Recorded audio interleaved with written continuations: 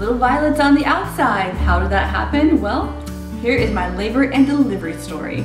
All right, so the birth. So it all started on May 6th, Wednesday. Patricia started feeling some things Wednesday morning. I woke up sometime in the 5 o'clock hour, just like Olivia, and instead of with a water breaking, I was with contractions, and they were very mild contractions, but I just knew that they were the real thing. We kind of had a feeling that it was going to be coming soon. We didn't know how soon exactly. So I got up, got out of bed, took a shower, Brian got up. We were just ready because we'd heard a lot that your second labor goes quicker. And then we just kind of went through this very weird day of not knowing if it's happening or not happening. Her contractions kind of started for real about maybe 8:30 that night. Again, very similar to my labor with Olivia. We were trying to watch some TV. I made sure to watch Survivor because I wanted to see that before we went to the hospital. But, you know, it was getting pretty serious. Sometime in that hour, the contractions started becoming more consistent, more regular, and a little more intense. I started timing them on my phone with that little timer app. So that's when I ended up laboring in the bedroom, kind of like leaning on the bed again. I used the exercise ball. I didn't want the baby to be born on the highway on the 30-minute drive into the hospital. So I wanted to get as much notice as possible to the hospital. Like, what do we need to do? What should I be looking for? So they told me to wait about an hour and then call back. So we finally knew it was time to go to the hospital. And all that time when Patricia's contractions were getting stronger and stronger, I was getting so excited because it was like, okay, it's finally happening. We've been waiting so long. There were a lot of things up in the air, at least from like a logistical standpoint, that I was worried about, you know, during the pregnancy, like getting her on that long drive to the hospital, getting there on time, what time it was going to be, like if there was going to be traffic, how we were going to get Trisha's mom here in time to watch Olivia, like if it was going to happen really fast, if it was going to be during the workday, she'd have to leave work. We had to take a freeway. It was not the closest hospital. I think I had about 4 contractions or so on the road. Not the best feeling. I was really happy with the way it all worked out from my perspective because it was in the, you know, it was like midnight by the time we got to the hospital. So the road was wide open. And on the drive to the hospital this time, there was a big flashing sign saying like the exit was closed for these certain dates. So in that state, I'm trying to think like, oh my God, is that our exit? Is this that? What is today's date? Oh, thankfully I drove not real fast, but I didn't want her to have the baby on the highway, you know, so I wasn't crawling or anything. My husband wheeled me in because I could not walk, and then we had to go to like the pre-admission room where they just like check to make sure you're really in labor before they put you in a room. The check-in process was a little bit weird. But I was not satisfied with how that went. I feel like we had nurse trainees at that point, which was not like a real comforting feeling. They were like asking me all these questions, like I could really talk, like don't you see I'm actually in labor, I'm not faking it. They didn't even check me until several minutes, I mean maybe half an hour. I'm having contractions while we're trying to do this, and I'm closing my eyes, and these were like way more intense. But they had to like test to see if my water actually broke, and then they did a swab. They also wanted to take some kind of microscopic sample to see if her water had broken. They did all that. And then she got this speculum thing. I don't understand what any of that was for. I thought that was so strange. Like the nurse couldn't get Trisha's vein for the IV. It was awful. I was watching her like dig around. You could tell she was really uncomfortable, and you know Trisha was very uncomfortable, and the nurse was uncomfortable because it was obvious that she didn't know, she wasn't able to get it done. She said it broke. And I don't know what was my vein? Used like the speculum and everything before checking to see if she was dilated, which I thought was very weird because by the time that she checked, the midwife checked, she said, oh yeah, you're definitely admitted. By the time they got around to checking me, I was at 5 centimeters. Why didn't you check that first? That's what I would like to know. I was admitted to a room. They bring us up to the labor and delivery area.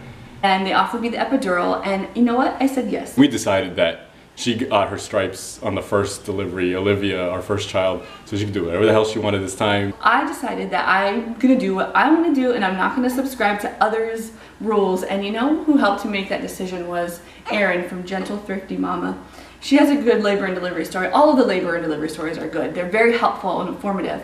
But hers was one of the last ones I watched, and I really like her confidence in choosing the epidural, even though maybe her lifestyle would have leaned toward another way, and I felt like that was me too. Epidural, any other little things she wanted, it's like, you don't owe anybody anything.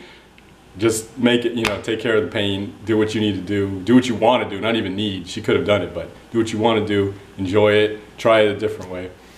My lifestyle is not definable. I like a lot of things and I'm gonna do what I want to do, and that's the way it is. So I got the epidural, but I couldn't get it right away because I needed a whole treatment of antibiotics first.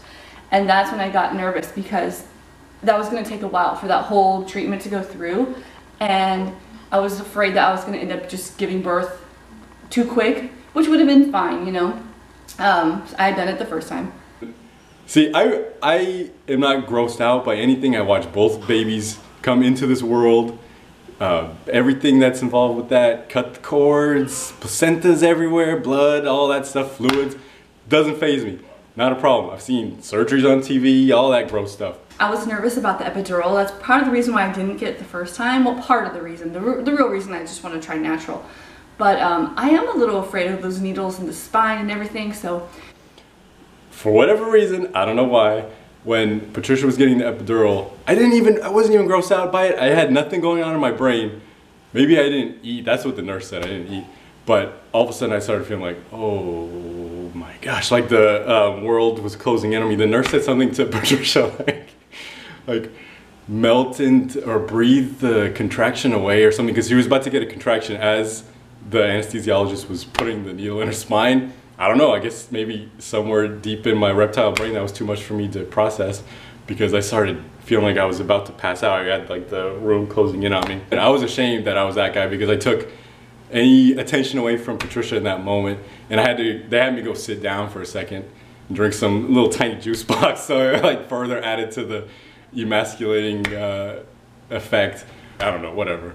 But that happened, that wasn't great, but that's not the point of the story. It all went well and it was fine. In fact, it went a little too well. I was so numb, I felt nothing. And that may have been what triggered the next series of events, which was nothing. We think that the epidural kind of slowed things down, contraction-wise and, you know, progress-wise. Just, I don't know, being more comfortable, maybe the body kind of let off the gas a little bit on those signals to push the baby through. A huge stall. I felt no pain, which was nice, but I wasn't getting my contractions. They were forming a pattern, and then they were not forming a pattern. They just stopped. And I think, you know, your body uses that pain to tell itself, you know, let's get this thing out of here. This is uncomfortable.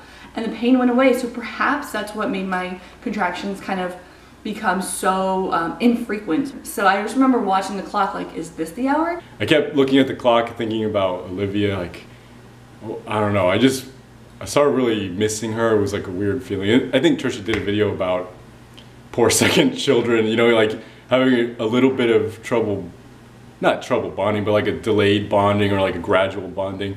Even in that, before the baby was born, I was just really missing our first child, and like, you know, because we never leave her. So one thing led to another, and I have to get another treatment of antibiotics because I'm there so long. In fact, I ended up getting 3 in total, which, whatever. She had some Pitocin that they administered at some point, I think maybe like 8 in the morning or something, to try to speed things along. I could finally feel a little bit of contraction. I could tell when they were coming at least, and it was time to push. And I didn't know if I was pushing well or not. The first time I could feel everything. In fact, I make reference to the ring of fire. You've heard this term before. It's when you are just stretched to capacity. You could feel the baby's head, and it's like, it burns. It's a burning sensation. And in fact, I think I felt myself tear the first time. This time I felt nothing, but I did tear again. So yes, I do have stitches, slightly uncomfortable. They tell me I'm pushing good. Only thing I knew, because I had such numb feeling, is that when I bent down further, like almost like a crunch, they said, good, good, right there. So that's the only way I knew what I was doing. Otherwise, it all felt like nothing. With Olivia, she pushed for about an hour, and I would like to say it was less than that. I think it was half an hour, 35 minutes or something like that, 40 minutes, something like that. I think it was a little bit less. But that was also much less intense than it was with Olivia without the epidural. The hours she was pushing without the epidural with our first child was just whoa, you know, like that was like hard, you know. I did open my eyes. I saw in the mirror And I saw my baby being born, and I'm so glad I did. I knew that I wanted to see that. Violet was born facing up. The nurse kind of had it suspected. We had another nurse that came in. I don't know, nurses are the best. That's what I remember from Olivia's delivery too. They're just like, they take care of everything. They know what to do. They're like the exact right temperament, you know, in the moment. She kind of suspected that the baby was facing sunny side up, as they called it. Well, I don't know if there's a medical term for it. They didn't seem too worried about it, but the baby was indeed facing up when she was born. So that's another thing, like what caused what? Did the epidural slow the contractions so much? Or were the contractions so slow that it was a great thing that I had the epidural because I would have been feeling pain for 5 hours? Or because she was face up, did that slow the contractions? Or because it was so long, did she have time to toss and turn in the canal, which they said any of these possibilities, they don't know. Any of these things could have happened, so who knows? Point is, she was face up, and it was okay. It took longer. Patricia actually pulled the baby out. That was one of the coolest things I've ever seen in my life. Like she was looking at me when she came out, and I got to pull her out, which was pretty fun. The doctor asked me if I'd like to do that, and I said yes, of course, and so I had to get my hands and I pulled her out, and it was awesome, and Brian was there, and cut the cord, everything's happy, everyone's all smiles, making jokes. That's always obviously like the greatest moment when the baby's born, the baby's healthy, the baby's okay, mom's okay. You can take a deep breath, you know. We were more connected this time. Another benefit, I guess, maybe for the epidural. I was so in like birthing mode the first time that I didn't have any idea what was going on around me. I think that my presence with Olivia was a little bit of an irritant. But we were able to hold hands the whole time. In fact, I found comfort in holding his hand throughout all my contractions. This time, you know, we were holding hands. It was very silent, you know. I wasn't talking to her and she wasn't talking, but we were just holding hands under the blankets, and it was like, it was nice to be able to connect and, you know, give her a little bit of support. So we were definitely more connected, and they were so good about giving me a full hour with her before they did any testing, any measuring, any cleaning, you know, no baby bath, all that stuff. So, but it was, you know, a little more eventful in the fact of her being face up, the antibiotics, the epidural, you know, the extra 5 hours of Pitocin, but it wasn't dramatic, tragic, you know, painful. It was just a little more eventful. Being put into the mommy and baby rooms, that went okay, but they had to put me in a gurney over there because the epidural was so good again that I was numb for hours and hours. So that epidural like was a doozy, man. They knocked her out. She couldn't feel her legs for like hours afterwards. They said that was unusual. I had to have a catheter because I couldn't walk to the restroom. I couldn't move. I could hardly wiggle my toes. So I do remember my doctor saying that I could ask for like a half epidural, which is what she did. And so if I were to do it again, I think that's what I would do. I probably would get the epidural again, but at a lesser dose because it was so effective. I don't know, everyone's body is different. But it was so effective that it kind of posed an issue. So thank you for those of you who've posted labor stories. If you have one, link it below. I don't mind that. Put it in the comments below so we can all just check them out. They're very helpful. Sometimes you could go overboard, but in general, it's really good to just hear other people's experiences and help make your decision. So if you're expecting your first or your second or third, you know, take a look at some labor and delivery stories. They may help you make a big decision. I know that's what the case was for me. So the baby is born, all is well in the world. We have children now, not just a child. Happy as can be. Stay tuned, and I will see you in the next video. Go babies, go mamas. Okay. Bye. Hello. Hello. Patricia got the epidural. Life improved dramatically for both of us. Yeah, epidural, no epidural, it's a world of difference. Drink. You don't want your drink? No. Okay, bye-bye. I'm gonna sound like a buffoon here. That's all. You don't need to put that in, baby. That's weird.